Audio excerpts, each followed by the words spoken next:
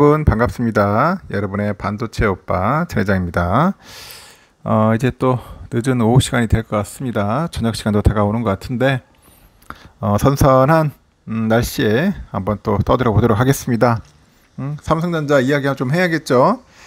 다양한 이야기도 하는데 삼성 이야기도 한번 들려드릴 테니까 한번 여러분 편하게 들어주시고, 지금 삼성뿐이 아니라 요즘 힘들어하는 기업들도 꽤 있어요.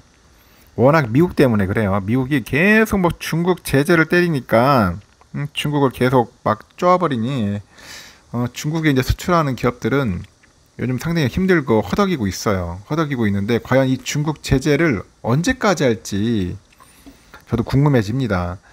어떻게 보면 미국도 깡패예요. 보면은 이게 진짜 공산국가 못지않게 뭐 자유민주주의 하더라도 똑같은 놈들인 것 같습니다. 자기들의 이익을 위해서라면 물불 안 가리는 아주 잔인한 놈들이죠. 아무리 뭐 우리나라 뭐 우방 국가라 하더라도 자기들 이익에 반해버리면은 뒤돌아놀 놈들입니다. 등 보일 놈들이기 때문에 우리 스스로가 힘을 키워야 돼요. 국방력도 그렇고 모든 게 다 그래요. 경제력도 그렇고 우리 스스로 키워야지 어느 나라 한 나라에 의존할 필요가 없어요. 이게 배신 때리는 나라가 많아 워낙. 영원한 우방, 영원한 적도 없는 것 같습니다. 요즘 보면은 하여튼 자기 나라 이익에 반하면은 다 적이야 적. 그렇게 된 것 같아요. 시대가 변해된 거죠. 지금 상황 보니까 아주 흥미로워요. 미국과 중국을 대표하는 반도체 협회가 있는데, 이 반도체 협회가 미국과 중국에 대한 그 반도체 제재 반기를 들었습니다. 반기를 들고 나섰고, 미국의 수출 통제 등이 인전 무리하게 진행이 되다 보니까 미국, 중국 내 반도체 기업들이 모두 공멸의 위기로 빠질 수 있다, 그런 이야기도 있습니다. 공멸의 위기. 미국과 중국의 그 반도체 패권 경쟁 사이에서 움츠렸던 삼성과 그 하이닉스에 대해도 그 중국 시장 사업의 새 활로가 열릴지 아주 주목을 받고 있는 거예요. 업계에 따르면은 최근에 그 중국 반도체 산업 협회가 있는데, 여기서 미국 정부는 최근에 몇 년 동안 제한 조치를 잇따라 내면서 이 반도체 산업의 글로벌화와 세계 공급망의 안정을 파괴했다, 뭐 그런 이야기를 합니다. 그 세계 소비자 이익을 해치고 미국의 반도체 산업 경쟁력도 약하게 만드는 일이었다고 이제 비판을 하더라고요. 또 미국에 계속되는 그 제재로 인해서 세계 반도체 시장에 악영향을 미치고요. 미국 산업을 포함한 세계 반도체 시장 우려를 증폭시키고 있다, 그렇게 또 지적을 합니다.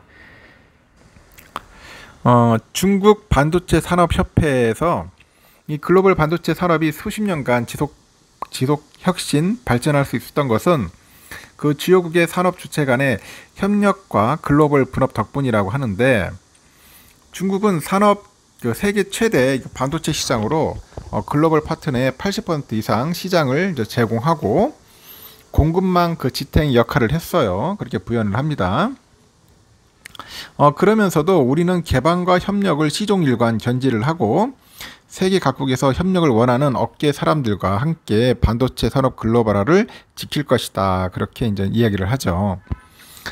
지난 17일에요. 미국의 그 반도체 산업협회 SIA 여기 역시 성명을 통해서 미국 정부의 반도체 수출 통제 조치가 지나치게 광범위하고 모호해가지고 이 반도체 기업의 경쟁력을 약화시킬 수 있다고 합니다. 또 반복적인 제재 조치 때문에 중국의 보복을 부를 수 있다, 뭐 그런 이야기를 하죠. 그러다 보니까 우려하고 있어요. 이어서 미국 행정부는 현재적 잠재적 제한이 좁고 명확하게 규정됐는지 일관되게 적용됐는지 동맹들과 완전히 조율된 것인지를 평가하기 위해서 업계하고 전문가들과 폭넓게 이제 소통하기 전에는 추가적인 제한을 이제 삼갈 것을 촉구한다고 강조를 하죠.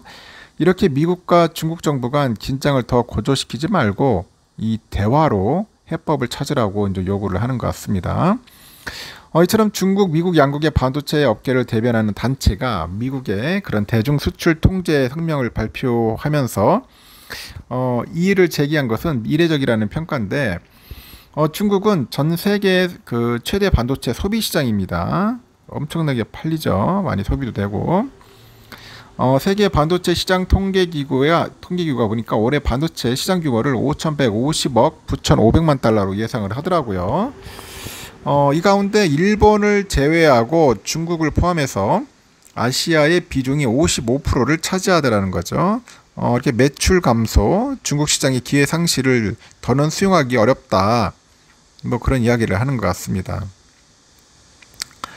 이 같은 그 양국의 그 반도체 업계 성명은 바이든 미국 행정부가 이달 초죠. 추가적인 대중국 반도체 수출 통제 조처를 할 것이라는 그런 전망 속에 잇따라 이제 발표돼 가지고 이제 주목을 받는 것 같아요. 이 전망 속에 보니까 아주 흥미로운데, 이거 미국 상무부가 지난해 10월이죠. 핀팻, 이런 핀팻 기술을 사용하는 로직칩 16나노나 14나노 이하, 그리고 18나노 이하의 D램, 128단 이상의 낸드 플래시를 생산할 수 있는 장비, 기술을 중국 기업에 판매할 경우 허가를 받도록 하는 광범위한 대중국 수출 통제 조치를 발표했습니다. 아주 골 때린 놈들입니다. 아주 잔인하게 반도체를 가지고 중국을 괴롭히고 중국을 응징하려는 것 같아요. 서로 간의 패권 싸움이겠지 뭐. 니들이 어디 감히 미국에 도전한다는 거야? 그런 마인드인 것 같아. 그러다 보니까 아예 밟아버리려고 하는 것 같습니다. 중국이 또 가만히 있을 것 같나? 다르겠죠. 하여튼 여기에 또 미국은 조만간 그 저사양이죠. AI 그 반도체하고 클라우드 컴퓨팅에 대한 중국의 접근을 제한하는 조치도 내놓을 예정이라고 합니다. 하지만 미국과 중국의 반도체 협회가 공동으로 이제 미국 정부의 조치를 강하게 비판하는 성명을 내놓다 보니 삼성하고 하이닉스의 중국 사업이 안정적으로 지속될 수 있는 실마리가 마련될지 이제 주목이 됩니다. 삼성은 중국 시안에 낸드 플래시 공장하고 쓰저우에 패키징 공장을 두고 있어요. 하이닉스는 우시의 D램 생산 공장, 다롄의 낸드 공장, 충칭의 패키징 공장 이렇게 가동 중입니다. 시안 공장은 삼성 그 전체 낸드의 그 40% 가량을 담당을 해요. 시안 공장 큽니다, 여러분. 시안 가보신 분이 있는지 모르겠는데 엄청 커요. 우시 공장도 하이닉스 D램 전체 생산량의 절반 가량이야. 50%에 50%. 이 중국 공장이 말 그대로 움직이지 못하거나 가동되지 않으면은 타격 크죠. 그러니까 골로 가는 겁니다. 이렇게 한국 그 반도체 디스플레이 기술학회 연구위원도 그러는데, 이 미국 반도체 협회는 사실상 미국뿐 아니라 이 반도체 그 강국들의 기업들이 가입이 돼 있어가지고 글로벌 업계의 이해관계를 대변한다고 합니다. 그래서 미국과 중국의 반도체 협회에 잇따른 성명에 미국 행정부가 수출 통제 등 방향을 설정하는 데 있어서 영향을 받을 수 있을 것이다, 그렇게 보고 있는 것 같습니다. 상황이 그렇게 썩 좋지는 않지만은 이제는 협회에서 저렇게 떠들어대고 있으면은 이제 뭔가 좀 풀리지 않겠나 하는 생각이 들어요.